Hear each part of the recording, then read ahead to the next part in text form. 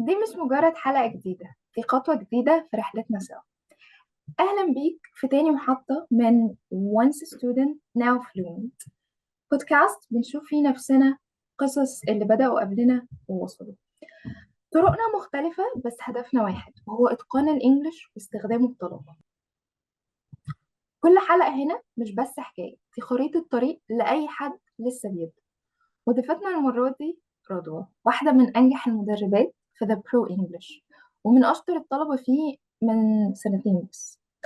رحلة رحلة رضوى بدأت بطالبة بتحب الإنجليش من أيام المدرسة، لكن عمر ما جات لها الفرصة تستخدمه فتتطور فيه. من أول سيشن ليها معانا في الكورس وهي متحمسة جدا وحابة تتعلم، وده بشهادة المدربين بتوعها في الكورس. ودلوقتي هي ما بقتش طالبة خلاص معانا anymore، هي كمان بقت مدربة، وبقت توصل لنا شهادة المتدربين معاها، وإزاي حبهم ليها خلاهم يحبوا الإنجليش هم كمان. في البودكاست النهاردة هنعرف ليه رضوى اختارت The Pro English وهي طالبة، وكمان لما بقت مدربة وتيتشر، وإزاي اتحولت أو غيرت الدنيا من طالبة لكوتش لانستراكتور. وإيه خلطة رضوى لتطوير الإنجليش، وإزاي اللغة فتحت لها باب كارير ومستقبل من أولى جامعة. أهلا بيك يا رضوى، اهلا منورانا. بيكي يا عاملة نور، إيه؟ عامله ايه؟ الحمد لله، والله انا سعيده جدا بوجودي معاكي النهارده. ايه وأنا الاخبار؟ كمان الحمد لله كله حلو. يا رب دايما بخير يا رب. حبيبي تسلمي. قولي لي بقى، احكي لنا كده من الأول، علاقتك بالإنجليش بدأت من إمتى وبدأت إزاي؟ عرفتي ده برو إنجليش منين؟ انا الموضوع معايا بدأ جدا بالصدفه، لان انا من صغري بحب جدا ان انا اتعلم اللغات. فاللي هو الانجليش بالنسبه لي من وانا صغيره ما كانش عقده زي ناس كتير او زي كان عند ناس كتير. بالعكس انا كنت بحب الانجليش، ولكن كان مشكلتي زي برضو مشاكل ناس كتير قوي ان انا ما كنتش بعرف اتكلم بيه. لو اوكي مم. انا عندي انبوت كويس، لو بعرف عندي vocabulary، عندي جرامر كويس، ولكن ما عنديش الاوتبوت اللي انا اعرف اتكلم بيه مع الناس، لان ما كنتش بمارس اللغه اصلا. مم. فالموضوع بدأ معايا بالصدفة بعد ما خلصت ثانوية عامة، اللي هو ايه، انا كنت حابة ادخل مجال اللغات. هو مش موضوع الانجليش بس اللي انا كنت بحب اتعلمه، لا بالعكس انا كنت بحب اتعلم اي لغة عامة. يعني مم. حتى في ثانوية عامة مثلا الايطالي كنت بحب ادرسه جدا. فقررت ان شاء الله بعد ما اخلص ثانوية عامة يعني التحق بجامعة ليها علاقة باللغات. ده كان تارجت بالنسبة لي، اي جامعة حلو ما عنديش جدا. مشكلة. يعني انت اصلا you joined us وانت كنت already في ثانوية عامة، صح لا كده؟ انا كنت خلصت ثانوية عامة وكنت خلاص دخلت الكلية بتاعتي. طب حلو. ولكن انا يعني وقت ما كنت في ثانويه عامه كنت متارجته ان انا هدخل كليه ان شاء الله ليها علاقه باللغات، ايا كانت اللغه دي ايه بقى. اوكي ماشي حلو. فدخلت كليه لغات شرقيه، اداب لغات شرقيه جامعه اسكندريه هنا. كان عندي حلم ان انا اخش كليه ألسن، ولكن كليه ألسن مش موجوده هنا عندنا في اسكندريه. مم. مم. فلا طبعا مش هيأس، او كان عندي بلان بي، فهو ايه، خلاص واحد ما جاش يبقى التاني هيجي. جامد ايوه. فدخلت الجامعة وقررت ان انا اطور الانجليش بتاعي جنب اللغة اللي انا هدرسها. يعني انا مم. كان يعني الموضوع ده كان عندي من البداية ان انا اوكي انا هدرس، لو ربنا ما اكرمنيش ودرست انجليش في الجامعة، اوكي هاخده ككورس واذاكره كويس، وهيبقى معايا بدل اللغة لغتين، حلو قوي. لغة الانجليش واللغة كمان اللي انا هدرسها. وبالفعل ده اللي انا عملته يعني. بس الموضوع ان انا يعني جيت دخلت ذا برو انجلش كان صدفه جدا. كنت بسكرول على اوكي. الفيسبوك كده يعني عادي، لقيت بوست لذا برو انجلش بيقول في كوتشنج سيشن فيها 20 minutes مش عارفه ايه، اللي هو تعالوا وجربوا. انا اصلا مم. الموضوع ما كنتش اخدت كورسز اونلاين قبل كده، فالموضوع بالنسبه لي اللي هو ادخل ولا ما ادخلش، طب اخد الريسك ولا اخش ما ادخلش الريسك. ايوه. وبعدين؟ قررت ان انا ادخل. اوكي ما كانش عندي اي مشكله في التجربه، اللي هي نجحت فشلت اوكي، ما انا كده كده بجرب. اه، انت مش خسران حاجة. بالظبط انت كده. كده كده خسران كل حاجة. فاللي هو من وقتها الموضوع كله بدأ شوفي صدفه بحته جت سبحان ازاي. الله. ايوه بوست لقيت ايوه، هي اونلاين. دايما بتبقى تدبير ربنا، حاجة قد كده اه اكيد طبعا. بتدخلك في حتة تانية خالص، فسبحان الله يعني. اكيد ده انا حاجه متيقنه منها يعني 100%. مم. دخلت بقى ذا برو انجلش، كنت لسه ستودنت عادي جدا، اللي هو كنت لسه في بدايه رحلتي في البي 1. مم. زي ما قلت لك انا ما كانش الانجليش بالنسبه لي عقده. انا كنت اوكي، عندي خلفيه كويسه عن الجرامر، كنت بحب ادرسه جدا اصلا وانا في المدرسه، من وانا في الحضانه لحد ثانويه عامه. فدخلت ذا برو، يعني كنت متارجته ان انا يعني احاول اظبط السبيكنج سكيلز بتاعتي، بحيث ان انا اما اخلص كليه ان شاء الله يكون معايا الانجليش واللغه التانيه اللي انا قلت لك عليها. اوكي، حلو قوي. بالفعل عملت كده، وبدات بقى رحلتي مع ذا برو انجلش كستودنت يعني. حلو جدا. يعني انت الاول كنت داخله السبيكينج سيشن شوفي الكلام على ايه، يا بالظبط. وبعدين طب فضلتي تاخدي السبيكينج ولا نقلتي من السبيكينج للجنرال انجلش الفلوينسي؟ آه الموضوع كورس. بدأ معايا بسبيكينج سيشنز. انا يعني دخلت الكوتشنج سيشنز اللي انا متارجته برضه السبيكينج سيشنز. كان وقتها بناخد 3 ايام في الاسبوع لمده نص ساعه بالظبط. يعني كان في تاسك بنحضره، وبعد كده ندخل نتكلم مع كوتش، او مع لو في حد معايا زميل ليا يعني او زميله ليا في السيشن، نتكلم في توبيك ما. وبعد كده يعني ناخد الفيدباك بتاعه.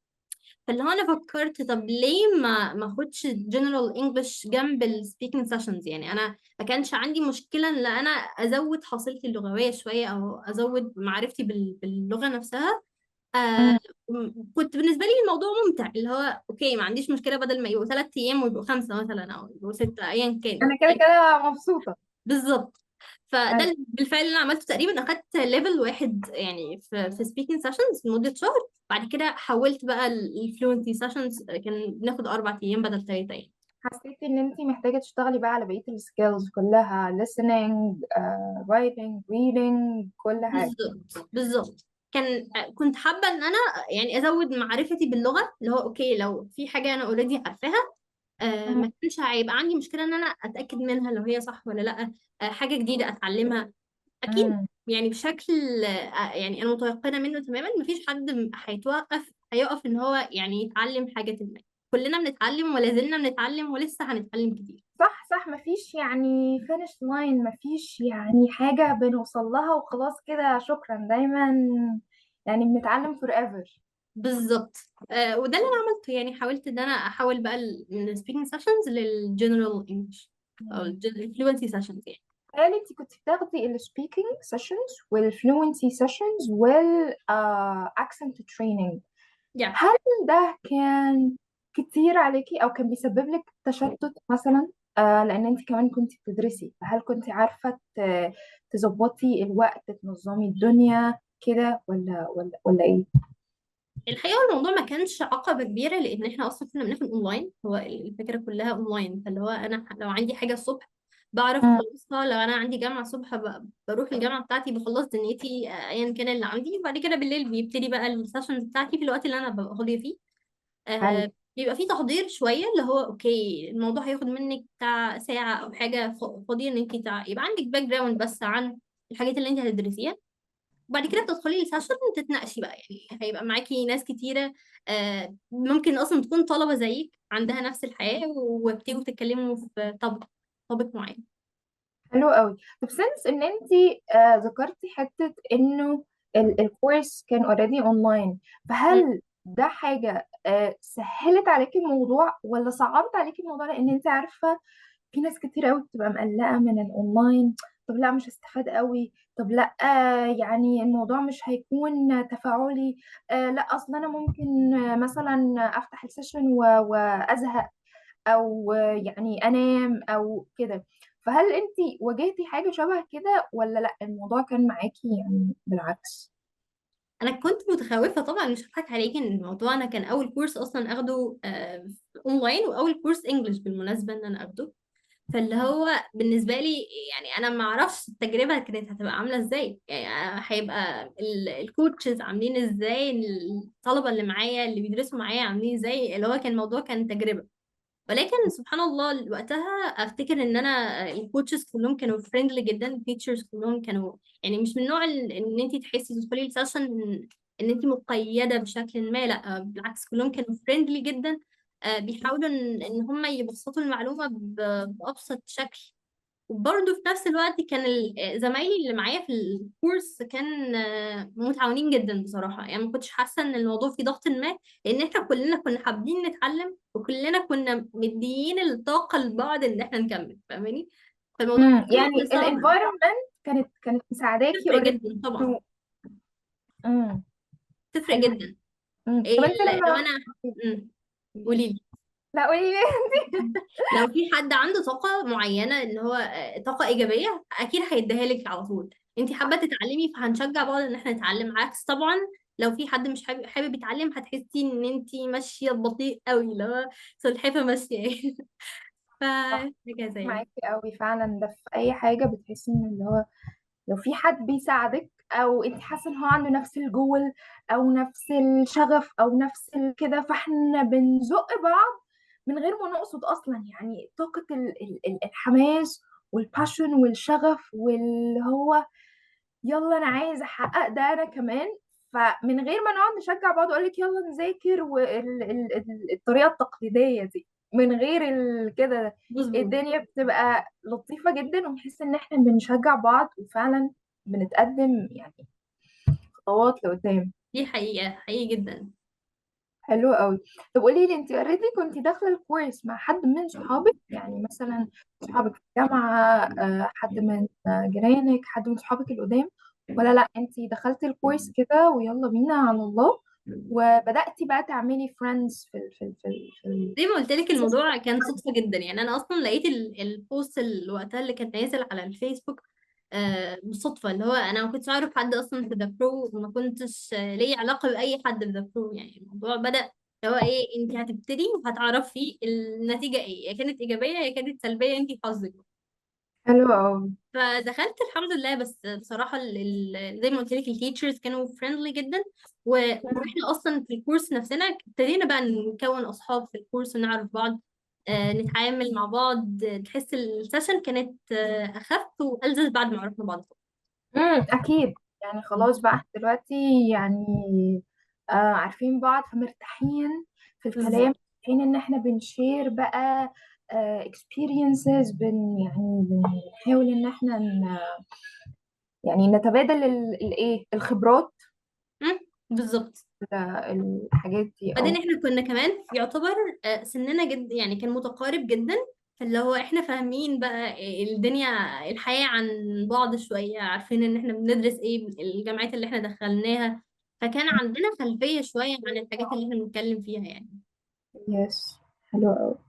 طيب قولي لي، في اعتقاد كده عندنا او عند اغلب المدربين والكوتشز هنا في ذا برو انجلش، انه والتيتشرز برضو، يعني انه مم. الطالب لو حب المدرب او التيتشر بتاعه هيحب اللغة قوي. فهل انت يعني مريتي بده او شفتي ده فعلا في التجربة بتاعتك؟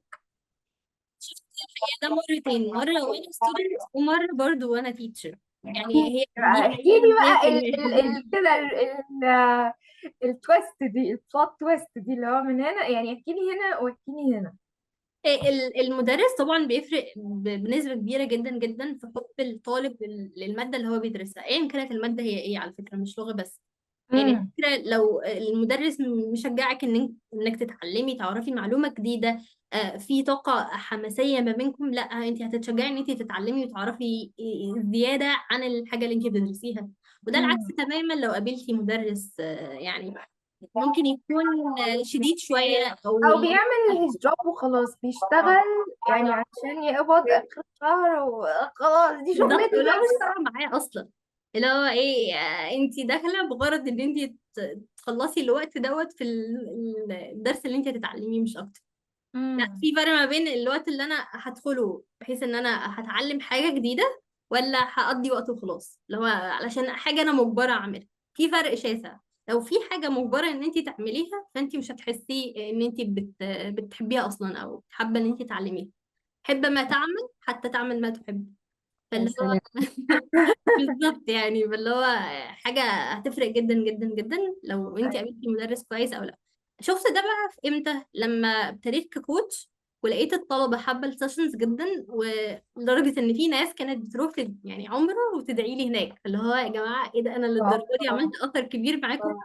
اه للدرجة دي انا سبت فعلا اثر جواكوا. بالظبط. يعني بصراحة الفيدباك اللي أنا كنت باخده من الطلبة بتاعتي كان هو أصلا الحافز اللي بيخليني أكمل. اللي هو أنا لأ، أنا مش مجرد بعمل حاجة، أنا بعمل أثر كويس الناس بتنتفع بيه أو بتدعي لي بيه، اللي هي تكفي بس إن هي في حد بيدعي لك بالخير بعد ما سبتيه يعني. صح صح، بالذات كمان بعد ما بتعلمي حد حاجة علشان هو عايز يحقق حاجة معينة، عايز يشتغل حاجة معينة، عايز يعمل حاجة، فلما بيعملها وبيوصل لها اللي هو you feel like واو بجد انا ساعدتك توصل للمرحلة دي. وطول بحس انا بصراحة شخصيا بحس ان هو طول ما هو شغال في الشغل ده او كده انا باخد ثواب علشان انا اللي علمته اللي هو يروح هناك. فاتس لايك صدقة بالظبط. جارية كده. العلم ده يعني خطير. وانا بحس كده مع التيتشرز بتوعي برضو، يعني التيتشرز اللي علموني حاجات وانا دلوقتي بستخدمها او بعلمها للطلبة بتوعي جوه الكلاسز. انا دايما التيتشر ده بيجي على بالي اللي هو شكرا، انت زمانك دلوقتي بتاخد ثواب بسبب ان انت علمتني. علمتني انا الحاجة دي وانا دلوقتي بعلمها لحد تاني وانا بشتغل بيها، ويعني مصدر رزق بالنسبة لي.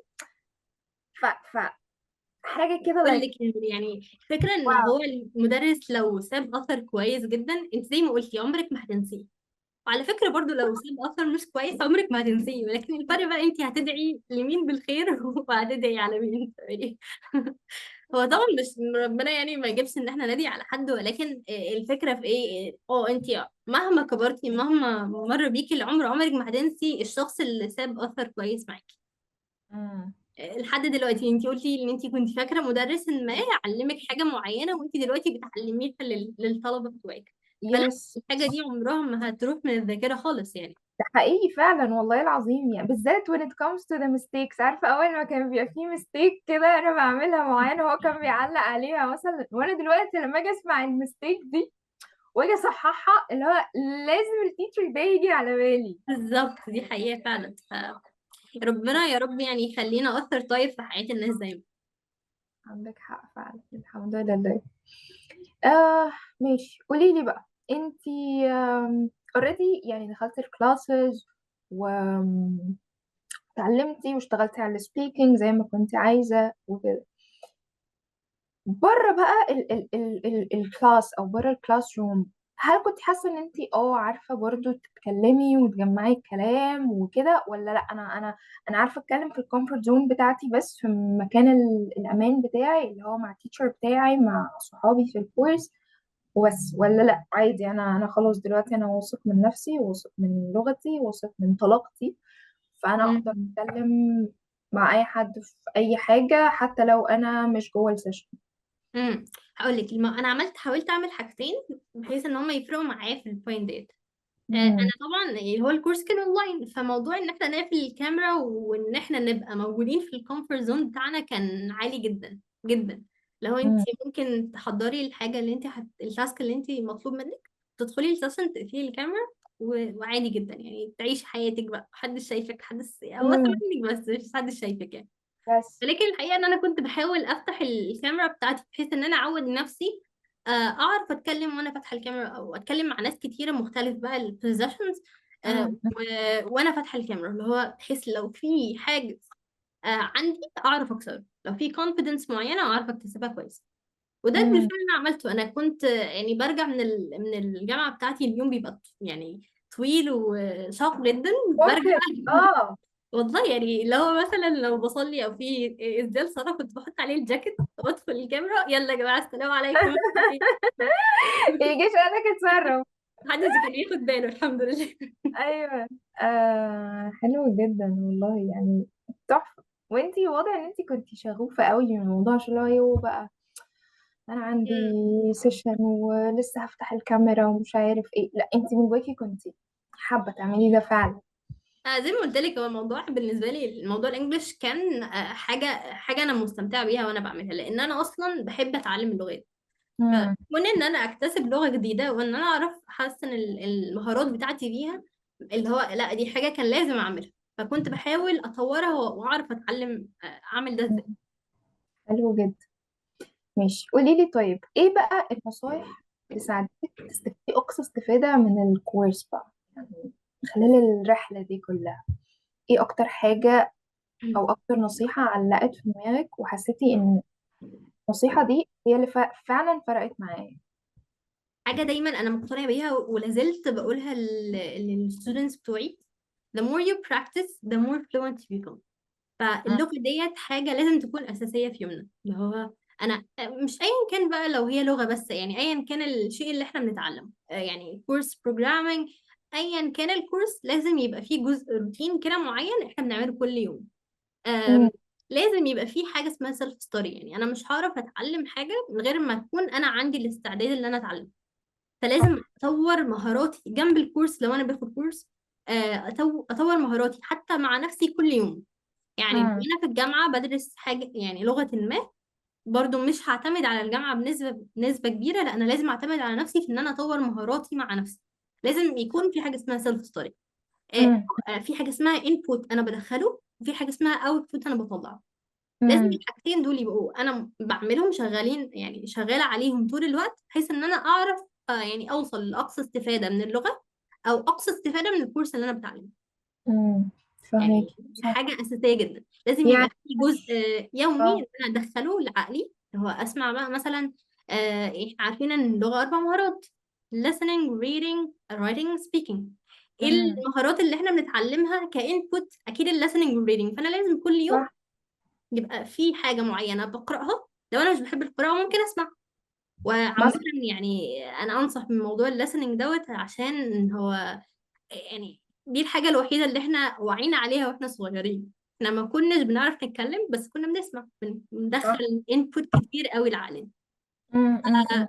لازم ترو. يبقى في جزء انبوت يومي لينا بنسمعه، يعني عن توبيك بقى احنا بنحب نتعلمه، مستمتعين بيه، هواياتنا، ايا كان التوبيك اللي احنا بنحبه. انبوت، خلاص خلصت الانبوت، ما انا مش هركن، ما هنكرر الموضوع تاني. لا، لازم يبقى انبوت واوتبوت في نفس الوقت. صح صح. 10 عندك. دقايق على الاقل لازم اتكلم فيهم اللغة، بحيث ان انا اعرف اوصل لاقصى استفادة يعني ممكنة. يعني مم. اللي انت بتقوليه انه انا لا مش هينفع اعتمد على السيشن بس، وانا باخد سيشن مثلا 4 ساعات في الاسبوع، كل مرة ساعتين، خلاص شكرا على كده، انا كده هبقى فلوينت قد الدنيا. مش ساحر دلوقتي. يعني.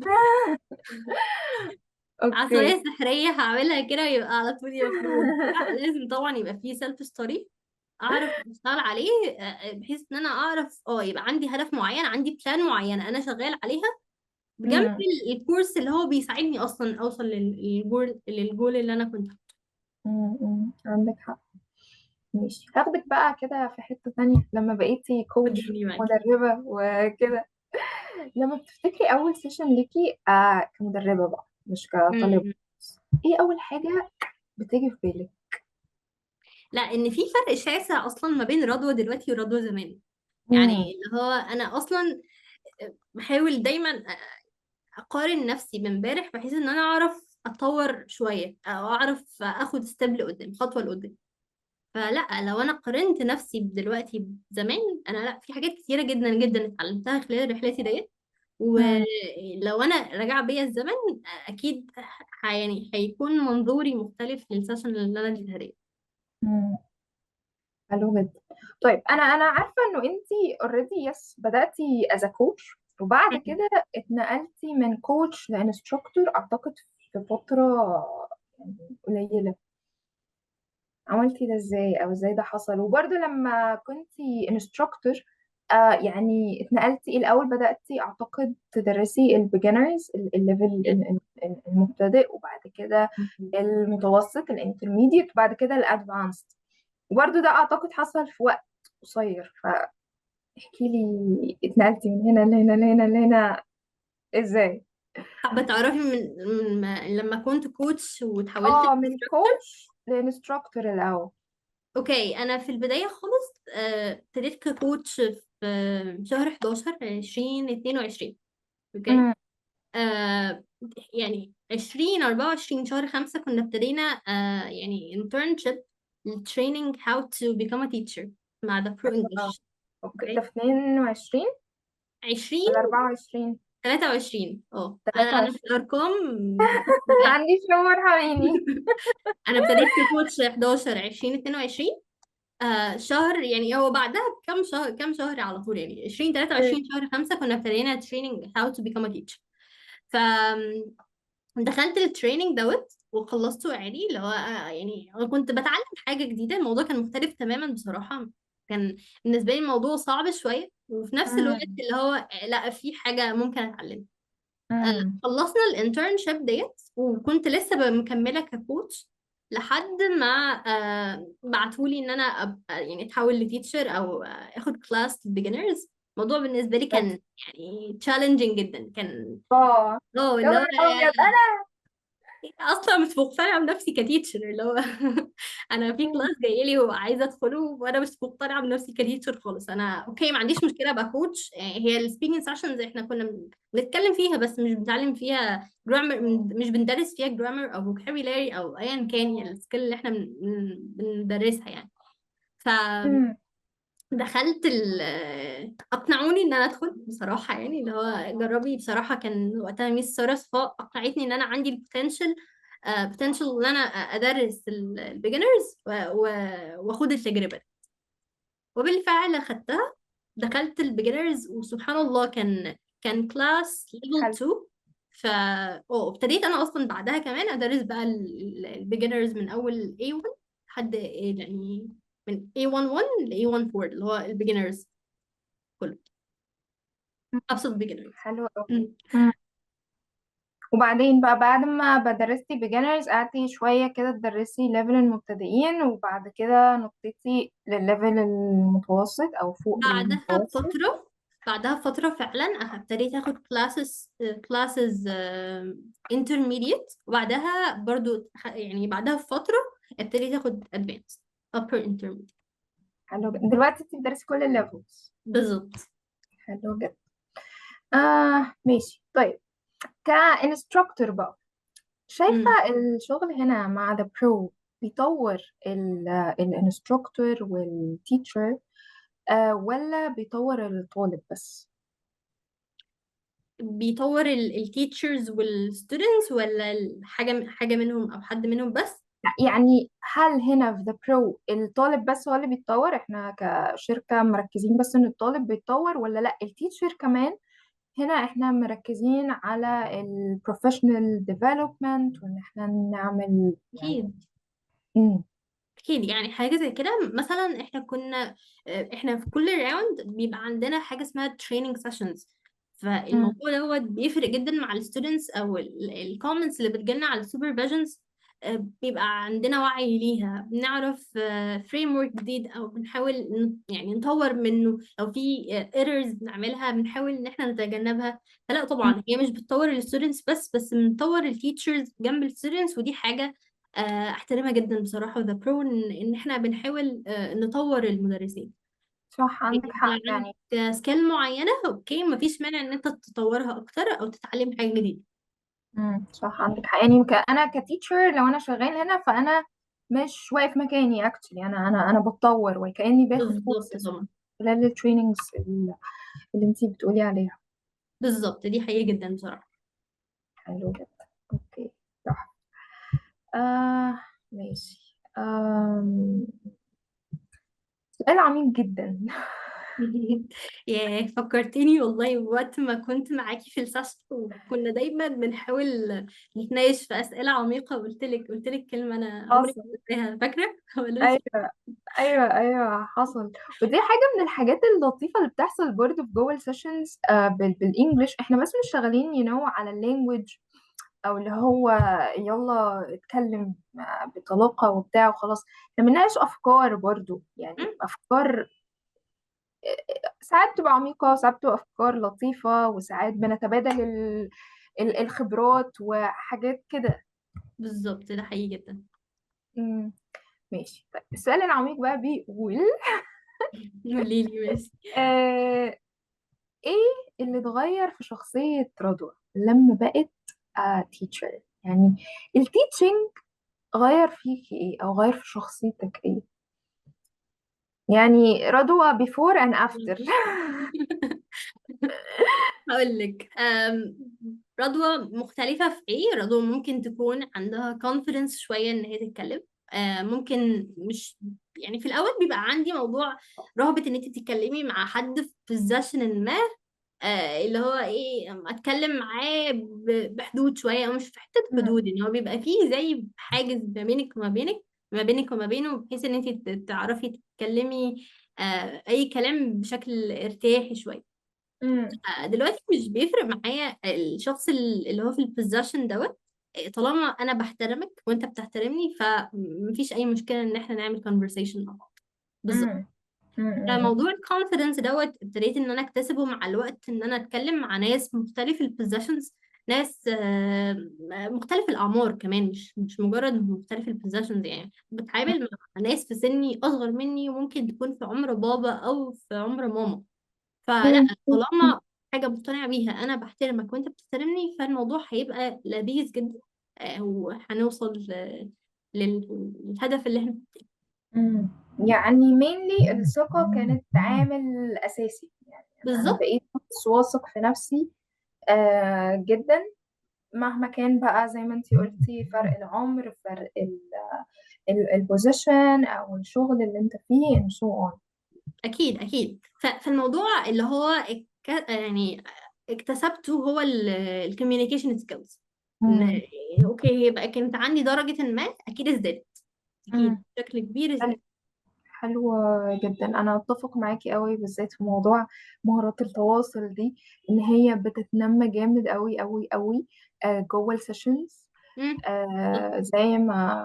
زي ما قلنا قبل كده إنه بنتكلم وبنشتغل على الأفكار، وأنت ممكن تضيفي لي حاجة في حياتي يعني كفكرة. أنا حبيت أكيد. الفكرة دي أو المبدأ ده أو العادة مثلا الجديدة اللي أنت بتحاولي تبنيها، أنا اه، كمان عايزة أتبناها وأعمل كده.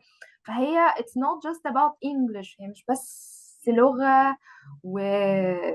وجرامر والكلام ده كله، يعني احنا بنأثر بالظبط. في بعض بطريقة ما، واللغة أصلا وسيلة تواصل ده اللي انا عايزه اقوله في الاخر، اللي هو احنا بنوصل افكارنا اصلا ببعض عن طريق اللغه. مم. فحاجه تانية انا اتعلمتها برضو هي موضوع ان how to be a good listener. مم. يعني مش مم. مجرد بس ان انا بتكلم اللغه علشان اوصل بيها افكاري، لا، انا بسمع اللي قدامي عايز يقول لي ايه، مم. وحتى لو فكره كويسه فانا ممكن اقتنع بيها عادي جدا. فلا، مم. انت مش مجرد ان احنا بنتكلم في conversation معينه، احنا بنوصل افكارنا مع بعض، وبنكتسب حاجات كتيره جدا من بعض. ممكن مم. تضيف لي حاجه جديده، انا اضيف لك حاجه جديده، مش مجرد ان انا كمدرسه او كتيتشر، يعني ان انا اعلم بس، لا بالعكس. احنا زي مم. ما قلت لك في الاول خالص، بدايه كلامنا مع بعض، ان احنا بنتعلم ولازلنا هنتعلم. ما فيش حد هيوصل اللي هو لاخر العلم. دايما يعني بصور الموضوع دوت كاننا في نص البحر، وعمرنا ما هنوصل للشط. عندك حق، عندك حق جدا. سبحان الله آم، يعني. هو اصلا ربنا قال كده، يعني اللي هو احنا عمرنا ما هنقف نتعلم خالص. صح صح صح، حتى في الحياة يعني هو انت بتفضل تتعلم تتعلم تتعلم عشان تبقى the best version of yourself، يعني أحسن بالظبط. نسخة منك، علشان يعني الرحلة تكتمل. انت في رحلة عشان بتتطور في كل الحاجات والمهارات والقصص. احب اضيف برضو ان الموضوع اكسبني تواضع، اللي هو ان احنا مهما وصلنا لدرجة علم، احنا لازلنا هنتعلم تاني. فزي ما امم. ربنا قال، وما أوتيتم من العلم إلا قليلا. ففي شخص ما ممكن يكون عنده درجة علم أعلى مني، لا، أنا لازم ممكن يعني أحاول أتعلم منه حاجة جديدة. صح على صح. فكرة، مش معنى إن هو عنده درجة علم أعلى مني إن هو مش هيتعلم مني، لا بالعكس. احنا كلنا بنتعلم من بعض، في وعمرنا بعض. بالظبط ما هنوصل للمستوى ان احنا نحس فيه ان احنا خلاص انا اكتفيت من العلم. ايوه بالعكس، صح، مش هيحصل خالص. عندك حق فعلا. ماشي. قولي لي، انتي اوريدي كنتي في الكلية، وكنتي يعني passionate قوي وشغوفة جدا بفكرة تعلم اللغات وكده. قلتي لي ان انتي برضو قابلتي البوست بتاعنا بتاع الكوتشنج سيشنز ده بالصدفة. هل قبل الموضوع ده حاولتي مثلا تشتغلي مع نفسك، تطوري اللغة مع نفسك كده؟ ولا ايه؟ في البداية بعد ما خلصت الليفلز بتاعتي مع The Pro English أنا حاولت إن انا أنا I mean قبلها يعني at the very very beginning، يعني انت اصلا كنت مهتمة انك تتعلمي انجليش، قلتي هاخد كورس وكده، وبعدين قابلتي البوست بالصدفة. قبل بقى ما تقابلي البوست بكام ثانية كده، هل الفترة دي كنت بتحاولي ان انت تتعلمي مثلا انجليش بنفسك، تتفرجي على فيديوز، تشوفي أكيد نصايح كده، ولا؟ أكيد طبعا. مم. افتكر كمان ان انا كنت بحاول اتفرج على افلام دايما على ام بي سي 2. كنت متابعه، يعني متابعه اسمها ايه، متابع رائع جدا لام بي سي 2. حتى لما بيطلع لي في الميموريز على الفيسبوك بتاعي الاكونت بتاعي، اللي هو كنت بتابع الافلام بتيجي امتى. يعني اصلا كنت شخص اه. بحب جدا الافلام على فكره من قبل ما ادخل ذا برو. ف اوكي. فالموضوع بالنسبة لي كنت بحب اتفرج عليه والقط يعني الكلام اللي هم بيقولوه، حتى لو السبتايتلز بالعربي، بس انا كنت بحاول ان انا اسمعه واحاول بقى اعمل ايه، يعني اقول نفس الكلام اللي هم بيقولوه بالظبط. لحد ما برافو. ادركت بعد ما كبرت يعني، او بعد ما بقى عندي المعرفة ان اللي انا كنت بعمله ده اسمه شادوينج. صح فاللي صح جدا. هو ايوه، ما احد كنتش التكنيكس مدركة اصلا انا فعلا بعمل عشان ايه. تحسن النطق والاكسنت وكده. انا ما عندك كنتش مدركة اللي انا بعمله ده اسمه شادوينج، بس انا كنت بعمله ليه بقى، اللي هو انا كنت مستمتعة بيه. بالفترة. انا حاسة ان انا عايزة اعمل كده، حاسة ان ده هيطور من والله لغتي بجد. بشكل ما. وبالفعل على فكرة الموضوع دوت حسن لي النطق شوية واكسبني الاكسنت كمان، اللي هو انت مش مجرد بتسمعي اصلا يعني الشخص، لا انت بتسمعي نيتيف سبيكر وهو اصلا ازاي الاصوات بيدمجها مع بعض، فانت لا واعيا اكتسبتيها. صح، عندك حق فعلا. فلا انا كنت بحب قوي الموضوع ده بصراحة. بس وعلى فكرة مفيد جدا يعني، بعد ما كبرت خلاص وعرفت ان الموضوع ده اسمه شادوينج، ادركت اهميته، لان انت بتعرفي ازاي الاصوات بتتنطق، ازاي اصلا هم بيحاولوا ان هم يدمجوا ويعني يتكلموا ويعملوا لينكينج في الكونفرسيشن بتاعتهم زي ما احنا بنتكلم بالظبط بالعربي. هو اكيد احنا مش بنتكلم زي روبوتس كده قطع. وبنقطع الكلام. لا هم لا بيدمجوا الاصوات بشكل معين، والانتونيشن بتاعتهم بتبقى بشكل معين. امم.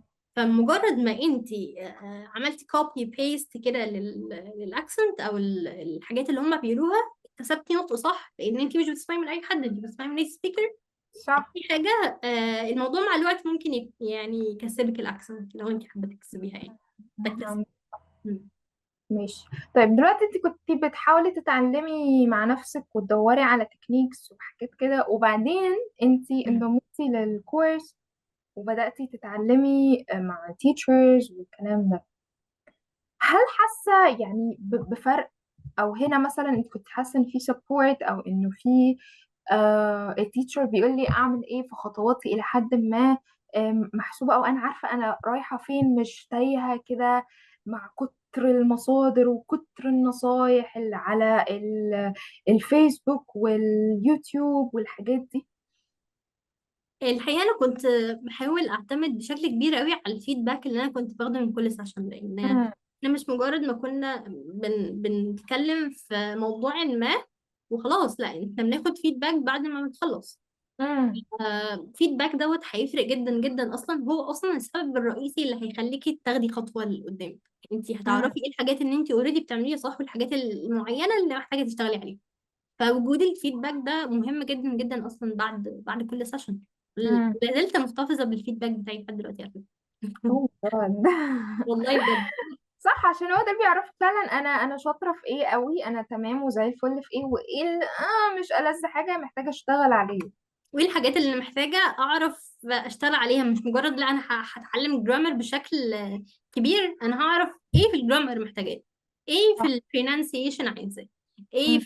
في الفوكابيلاري عايزاه. وازاي يعني التيتشر بيساعد يقولك انت عشان انت تشتغلي على البوينت دي، انت محتاجه تشتغلي عليها بالطريقه دي، مش اللي هو انت بالظبط. تشتغلي على الجرامر ويسيبك في نص البحر ويمشي. ايوه بالظبط، اللي هو في ايرور معين انا عملته في الجرامر، فانا اعرفه واعرف اصلحه ازاي، مم. مم. واطوره ازاي في فيديوز معينة اعرف اتفرج عليها، في كتاب معين ممكن اتعلم منه وهكذا. انما اتعلم جرامر بشكل واسع ده يعني شيء مش منطقي. اتفق كده. طيب، بما انك كوتش دلوقتي وانستراكتور قد الدنيا، فقولي لنا لو هتقولي نصيحة واحدة للناس اللي بتحاول تطور من الإنجليش بتاعها، إيه هي النصيحة دي؟ اللغة محتاجة ممارسة، مش مجرد يعني زي ما قلنا في الأول بالظبط في بداية كلامنا مم. برضو، إن الموضوع أيا كان اللي أنا بتعلمه مش لازم أتعلمه 3 أيام في الأسبوع و4 لأ، 5 و6 لأ وهكذا. لأ، لازم يكون شكل أساسي في يومي، بيبقى فيه بلان معينة أنا عارفاها. لا، مش مجرد زي ما قلنا احنا هنتعلم جرامر بشكل واسع. لا، انا محتاجه اعرف ايه في الجرامر محتاجه اتعلمه، ايه في مم. الفوكابيلاري محتاج توبيك معينه محتاج احصل يعني احسن حصيلتي اللغويه فيه. وتاني تاني تاني بكررها، لازم يبقى فيه انبوت واوتبوت. هي دي اصلا اساس اللغه. كوننا انبوت معين لازم نشتغل على الانبوت على مم. الاوتبوت. فاللي هو مم. في فيديو معين بحب اتفرج عليه، بودكاست معين لازم اسمعه كويس، بحيث ان انا ادخل انبوت في يومي واخرج الاوتبوت دوت في هيئة سبيكينج. اللي هو في شخص معين انا بتكلم معاه بالانجلش، وهو الانجلش بتاعه احسن مني، فانا اصطاد واتكلم معاه في conversation مدتها 10 دقايق لذيذة. لو ما فيش، ممكن اتكلم مع نفسي. طب ازاي ممكن اتكلم مع نفسي؟ اعتقد دلوقتي احنا في عصر الاي اي. اي اي مش بيساعد اي حد يعني. فاعمل conversation مع تشات جي بي تي، ابعت ريكورد نفسي بتكلم فيه لمدة 10 دقايق في توبيك ما، بحيث ان انا اعرف ازود معرفتي بالتوبيك دوت. لان انا لو انا ما عنديش معرفة اصلا بالعربي في التوبيك دوت، اكيد مش عارفة اتكلم بيها بالانجلش. يعني ما هو البيس واقع. يا ميك سنس، منطقي، صباح بالظبط. الفل. صح. فمحتاجة أعرف كويس أقرأ articles معينة، أزود حصيلتي فيها، بعد كده ابتدي أتكلم. مم. لو في الريكورد عندك دوت بسمع نفسي فيه، هلاحظ لو أنا عندي جرامر يعني قاعدة لغوية كويسة، لو في حاجة قلتها بشكل تلقائي غلط هعرف أصلح. فاللي انتي بتقوليه لو لخصناه هيكون mainly عن الاستمرارية، ان انا اعمل ده طول الوقت حتى لو وقت قليل في اليوم، وانه دايما يكون في input و output. بالظبط. يعني دي اهم الحاجات واهم النصائح يعني. يعني زي ما الرسول صلى الله عليه وسلم قال: قليل دائم خير من كثير منقطع. فاللي هو لو انا بعمل جزء صغير جدا في يومي بعرف اتعلم فيه اللغة، احسن ما انا بتعلم حاجات كتيرة جدا جدا جدا في فترة صغيرة واسيبها وبعد كده ارجع تاني. صح. صح. بالظبط. لا، اللغة مش محتاجة كده خالص، وايا كان الحاجة اللي انا بتعلمها زي ما اتفقنا فمحتاجة استمرارية. لازم تكون روتين اساسي في يومي بعرف اتعلمها علشان اعرف الاقي نتائج مثمرة في الاخر. يس. عندك حق، متفق معاكي جدا. آه ماشي.